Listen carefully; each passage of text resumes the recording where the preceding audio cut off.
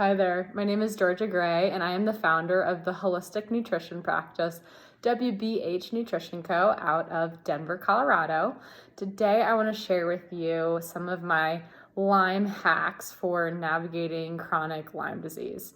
First and foremost, just want to thank Matt and Rich for having me on the Tick Boot Camp podcast, and hopefully you guys got some helpful information out of my episode where I share my journey with Lyme disease. So given I do holistic nutrition, obviously taking care of our physical body through food is super important and needed. However, what I find with my clients who are struggling with Lyme disease, the next step in healing can really come from these mindset shifts and mindset changes.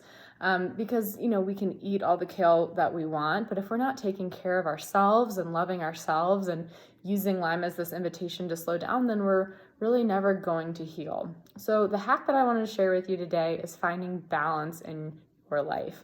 And I think this relates to nutrition, and I think it can also just play such a role in our healing.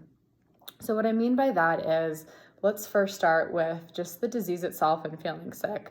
We need to find balance where if we're having symptoms and not feeling well, we need to acknowledge that and notice what's happening in our bodies, but we don't need to go down the rabbit hole of, I'm never going to get better, I'm a victim to this. So again, but then we can't also go too far on the other end of the spectrum where we are in denial. So that first piece of balance is with the actual disease, where I would encourage you to acknowledge if symptoms arise and that's part of your journey, but then don't go down that rabbit hole and find that balance in the middle.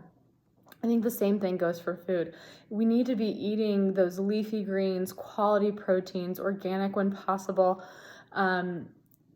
reducing inflammation. But when we get so restrictive and obsessive, I find it can backfire. And then if we go the other direction of screw it, I'm going to go through the drive-through and eat what I want, that also backfires. So encouraging you to find that balance in your life where you're eating healthy the majority of the time, but if you have something that's outside of a protocol, you're going to be okay. And just giving yourself that grace in the process too.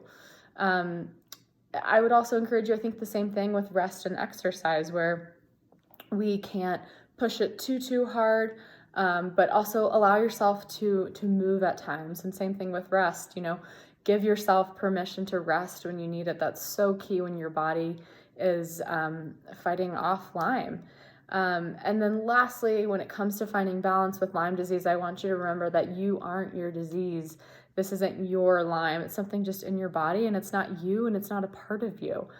So again, trying to find that balance of detaching from the disease. It doesn't own you, and it's not who you are. And it can be something that is a teacher for you and something that opens you up to learning how to love yourself and slow down. But you are not defined by the disease. And most importantly, remember that no matter where you are in your Lyme journey, have hope, don't give up. You can and you will get better. You're not alone, and just don't stop the fight.